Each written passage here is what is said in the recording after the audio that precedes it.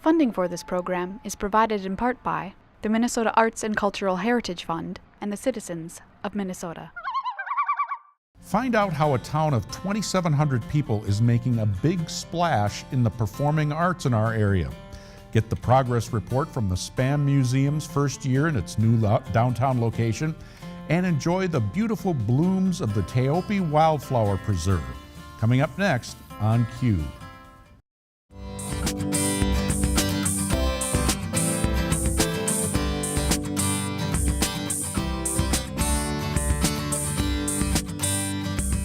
From KSMQ Television in Austin, this is On Q, connecting interesting issues and interesting people. On Q.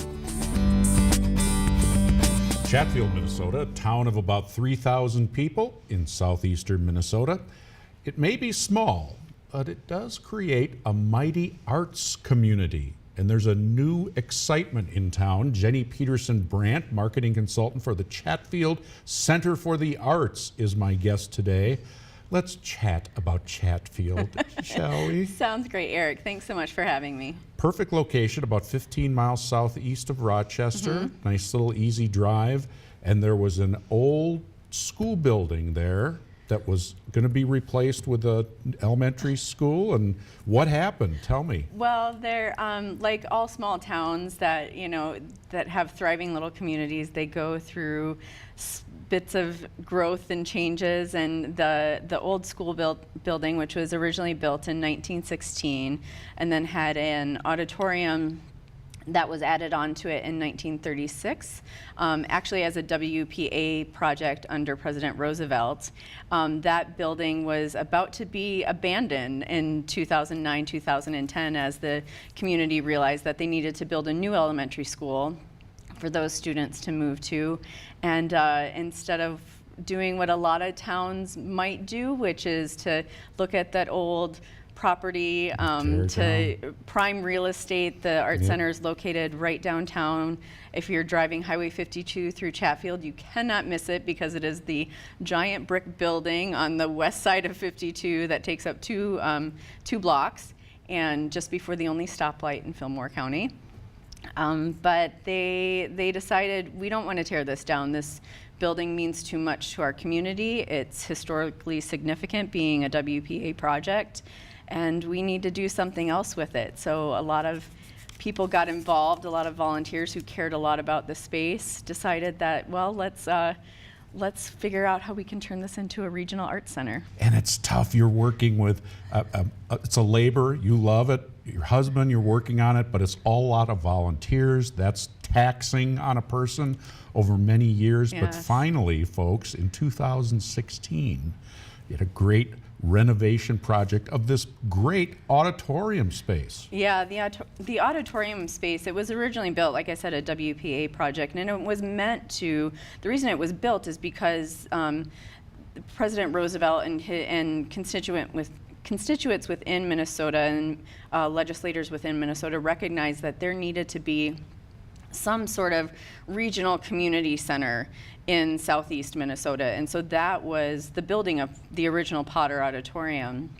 So when all that transition happened of the school being built, the building becoming the property of the city of Chatfield, they got underway in a big effort to lobby the legislature and to get some state bonding money, pretty significant state bonding money, to renovate the auditorium, to put in an orchestra pit, to make things ADA compliant, to stay true to the historical nature. So we have all new energy efficient windows, but everything looks like the old windows. Wow. So everything was redone, but done with a nod to history and to the past, to keep things the way they were, but to modernize and update everything. And it really, I mean, you can explain further, but it seems to me that for a town this size, when you got done with this project, it immediately became a city landmark, because 650 seat auditorium is going to be utilized by pretty big acts. It's going to bring people to town, at least that's what you'd have to believe. Yes, and that's part of the idea, is that it's going to be a tourist attraction, but it's also, we also serve as, for instance, our high school doesn't have an auditorium of its own, so we are the high school drama program's auditorium and rehearsal space and production space.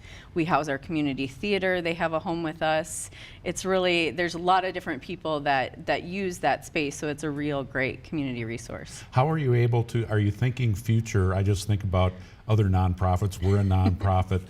Funding like ongoing operations and the keeping the heat and the lighting bill. Yeah. And you know, once the building, it's wonderful to have state funding for a building, Yeah. a new facility renovation, but then comes the after. How do you keep it going? Yeah, that's a big question. And luckily we have an incredible board of directors who helps with that aspect. My husband's our development director, and so we're constantly applying for Minnesota State Arts Board grants, for arts grants from our region, Regional Arts Council, from wherever we can find money. We have an incredible base of donors, but we're also doing things. We recently received a fairly significant grant from the Southern Minnesota Initiative Foundation, so that in the next year, over an 8-month period, we're going to be undergoing a planning process where we invite our community in to be part of community conversations, so we can hear from them of what they want to be seeing happening at the Arts Center. How do they want it to run?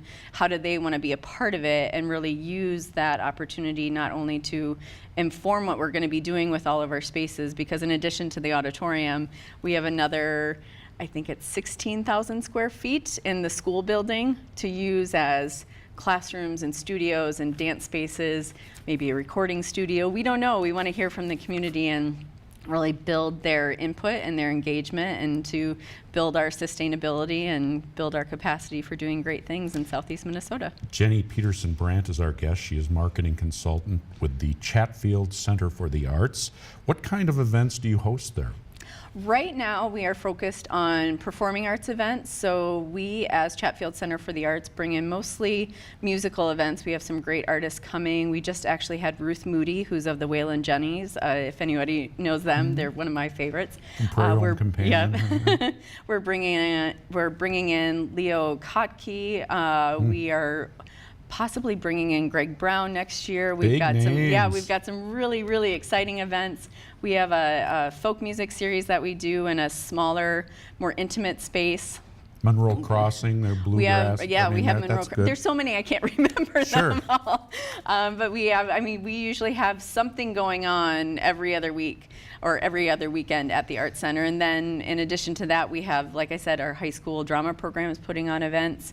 Our Wits End Community Theater is putting on events. They're doing a fantastic production, a new production written by a Chatfield native, Joe Chase, called Lincoln for the Defense. So it's based on Abraham Lincoln as a trial lawyer, production that they're putting on.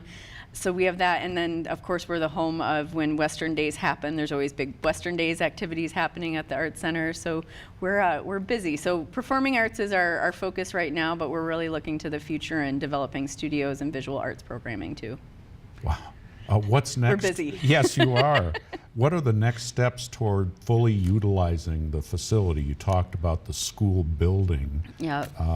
What's on tap? What we're planning to do, we have some of that space that's being used right now. Like I mentioned, the smaller, more intimate music venue that we use, and that gets rented out. We use a lot of our space for community meetings as well. And our next step is really, we have some empty classrooms that we're going to be doing some minor facelifts to over the next few months, and just start doing some, hopefully offering some mosaic classes, some painting classes. My husband and I are ceramic artists, so that's our passion, is to bring some ceramic work and some pottery classes happening there. And like I said, that community conversation, that's really our big next step, is to be reaching out to community and getting them involved. And we have about a minute and a half remaining. So what do you have to live in Chatfield to be involved in that community conversation? No, we're actually hoping to, we want to reach out to even folks within Rochester. I mean, we see Chatfield will be the biggest contingent of people probably coming to those meetings, but we're hoping to see people from Preston, Austin, Harmony, Okay. whoever wants to have a stake in what's happening in Southeast Minnesota, we want to have them at the table. And how do they get in touch with you, or how do they find out how they can participate in this process? The best way to find out is to go to our website, which is chatfieldarts.org. Look up information about the community conversations when those are happening. They can email us at info@chatfieldcfa.com, and they can also call us at 507-884-7676. Okay, so there are ways coming up in the coming year to have a say in what's going to go on at this place. And if people forget all those tidbits on how to get in touch with us, if they look up the City of Chatfield website, the city is great about putting our events on their website, having our contact information on there. So if they, like I said, if they forget all the Center for the Arts contact info, just go to the city's website and they'll find out how to get in touch with us. Wonderful. Well, Jenny Peterson-Brandt, congratulations. Thank you. And thanks for sharing a little time chatting about Chatfield and the Center for the Arts. Yeah, thank you. Thanks for having me, Eric. Stay with us. Our Vision 2020 update is straight ahead. Queue up your own comments for On Cue and send them to us at onq@ksmq.org.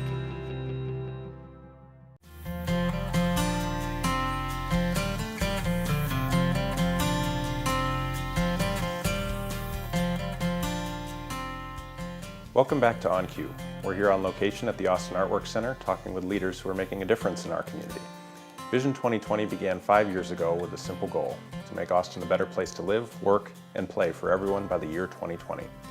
I'm joined today by Saville Lord, who is the manager of the Spam Museum in downtown Austin and community relations manager for Hormel Foods. So thanks for being here, Saville. You're welcome. Thank you for having me. And you've been very involved with a lot of different Vision 2020 committees since you started with the Spam Museum. Community pride and spirit, business friendly environment, downtown destination, of course. And the Spam Museum's move downtown really was such a huge event for all the businesses down here and the people that spend time down here. I was hoping you could give us a little bit of the history behind the museum's locations, where it started, where it moved to, and why downtown, why now? Well, it's very interesting that it started back in 1991 with the 100th anniversary of Hormel Foods. They had a Hormel Foods history, first century history museum, and it quickly was at the mall here in Austin, but it quickly changed its name and got rebranded to the Spam Museum. And then in 2001 ended up closing at the mall and reopening in the location it was prior to being here in downtown. So it was there for about 14 years before then they closed that one to expand it once again and bring it downtown to a space that was already open that they had available, and it just made perfect sense for it to move down into that area. Yeah, so the space you're referring to where the museum sits now was the site of the devastating fire that was downtown 2013 maybe it was? Yep, it was just before, it had only been empty for about a year before they decided to put the museum there. Yeah, so there was a big hole just in the center Yeah. of Main Street, and so that was one of the big priorities for the Destination Downtown Committee and all the volunteers involved was getting that space filled. And so yeah, it was very exciting when Hormel stepped up to the plate and wanted to do something to get that property moving along. Exactly, and to do more downtown.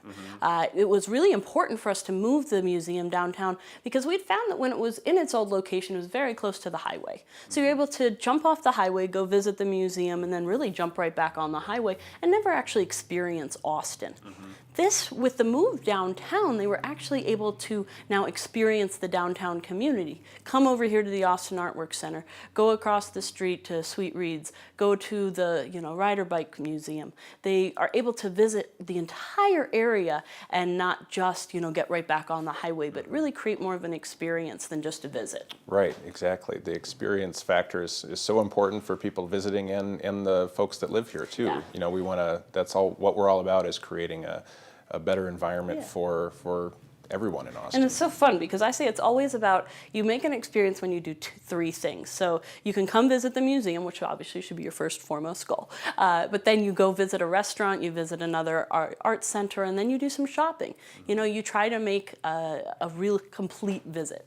And then your family remembers it, and you've created more of a day, and then not just a stop. Absolutely. So how many people have you been seeing come through the doors since you opened? We just finished it up this weekend at almost 214,000 people since we opened back on April 22nd of 2016. So we've made quite an impact. If you think of the town of Austin only having 25,000 people, to have had 214,000 coming into this museum since we opened is quite a nice change. Yeah, it's incredible.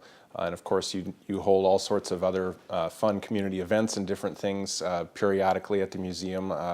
What are some of the things you've been doing there? Well, it's fun because another whole purpose in having the museum downtown, we have our play area, which has been wonderful.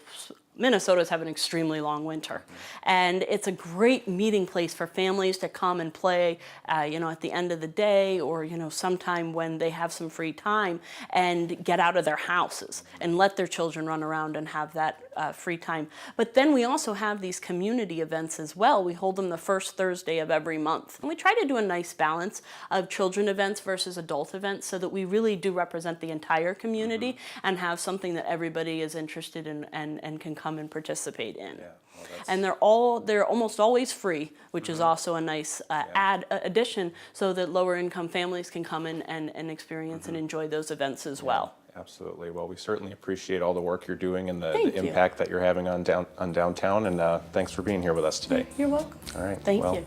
That's all for this edition of Vision 2020 Updates. If you'd like more information or want to get involved, please visit us at vision2020austin.com. Thanks for doing your part to create a greater Austin. You can watch On Cue anytime by visiting the KSMQ TV website, ksmq.org.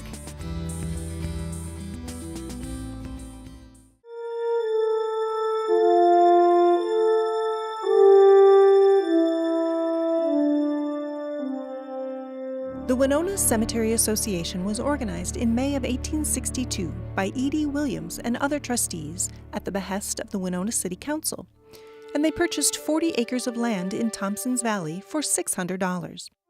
The property was soon platted and laid out by Mr. Hilbert, with the first official burial, that of John Lowe, taking place in October of 1862. Grading and terracing work continued at the new cemetery, and by the following spring, Winona citizens were encouraged to visit the cemetery for a picnic. The association began to offer lots for sale a year after the cemetery was organized. With the new cemetery in place, the Winona City Council passed an ordinance prohibiting burial within the city limits, and that all previous burials must be transferred to the new cemetery. Woodlawn Cemetery was designed as an arboretum, and numerous trees, including some exotic species, were planted. Since it was laid out in a narrow valley, the burial plots were graded along the sides of the valley, and numerous stairways were installed between the roadways. Over the years, 12 private mausoleums were built, the first in 1870 by Mrs. Brown. In 1875, a receiving vault was built by the cemetery, and it was replaced in 1884. In 1896, the main entrance of the cemetery was moved and a gate was installed. Woodlawn Cemetery has some interesting features on its grounds. A fort, dedicated in 1933, surrounds the grave of Stephen Taylor, the only Revolutionary soldier buried west of the Mississippi River. Two others are the Laird family Tree of Life sculpture that was donated and installed in 2001, and the chapel-like J.R. Watkins Mausoleum, which was built in 1902. In 1999, the Winona County Historical Society began its Voices of the Past program at Woodlawn Cemetery. The lives of individuals lying in the cemetery are portrayed near their gravesites by volunteers from the society in order to help people learn more about Winona's historic past. An example of a portrayal was in 2003 at the Hulbert Columns, when actors representing Emily Strayer Hulbert and her mother talked about their lives. This story of the past is brought to you by the Winona County Historical Society. Southern Minnesota is home to some rare treasures in the flower world. We dug into the KSMQ archives to find this old episode of Snapshot that features the Taopi Wildflower Preserve.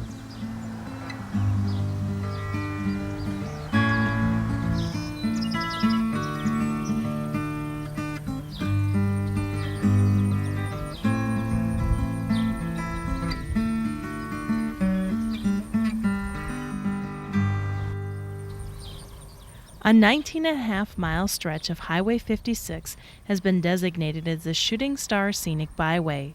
It includes the communities of Rose Creek, Adams, Taopi, and Leroy. Along this route and at the Taopi site, you will find a variety of wildflowers that bloom throughout the spring and summer.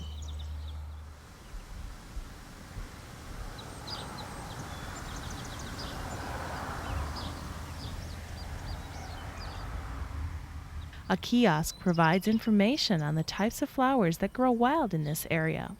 It's a nice place to stop and get out of the car, and if you have the opportunity to do so, get out your camera and snap a few pictures of these beautiful wildflowers.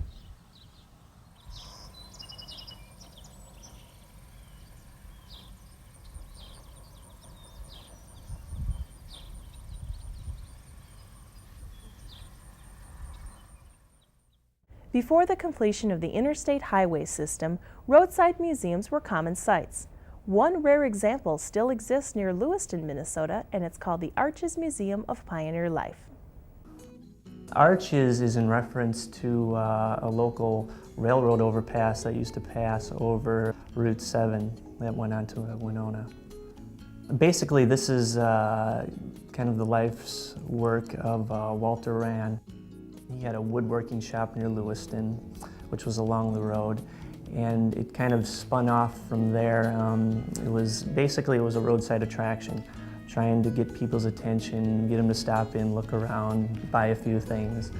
And he lived on the premise, so basically anyone who stopped by, he'd show them around.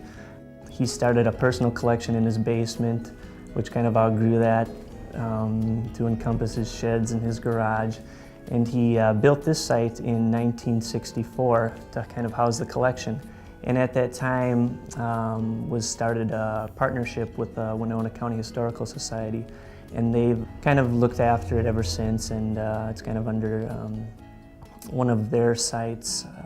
What they've done in the last year is do a renovation, and they've made it more thematic towards the pioneer life, whereas before it was just kind of a vast collection of a lot of things that Walter had acquired through the years. But now it's more based on pioneer life, as well as the settlement buildings that are outside. It shows aspects of both the agricultural aspects as well as domestic lifestyle of pioneers in Minnesota at the turn of the century. This building was established in 1964, and then the outlying grounds, the schoolhouse, the cabin, the barn, were all from Winona County and were moved to this site in the late 60s. And they're all from, if not the county, from actually Lewiston Township, I think very nearby. Basically, the museum is divided up into three sections. The first part kind of gives a brief overview of Walter and his connection to the museum. A little bit about his life, some of the wood projects that he has made through his wood shop. A lot of the displays in the museum are actually displays that Walter himself had carved out of wood. He did all the signing.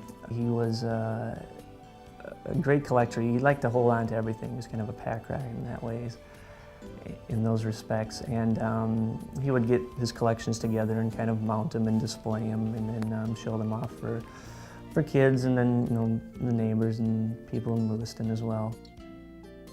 Since they've done the remodeling, the Historical Society has kind of had a running theme based on the pioneer life, and that's what the two wings of the museum are. The first one deals with the agricultural aspects, a lot of farm implements and things that you would use for agricultural purposes.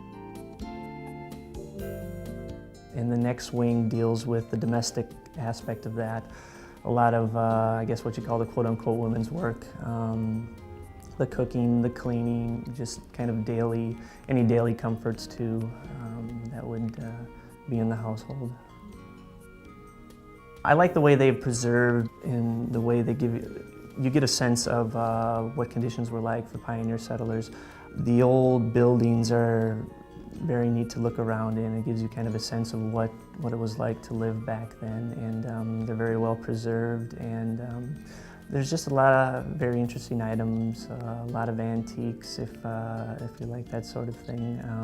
It'll spark your interest if you have an interest in history, and it gives you a bigger sense of kind of what the region was like. It gives you a deeper sense of what the history of the area was like, and a better understanding of Winona County, Lewiston, Minnesota in general. Thanks for joining us for another edition of On Cue. I'm Eric Olson. Goodbye for now.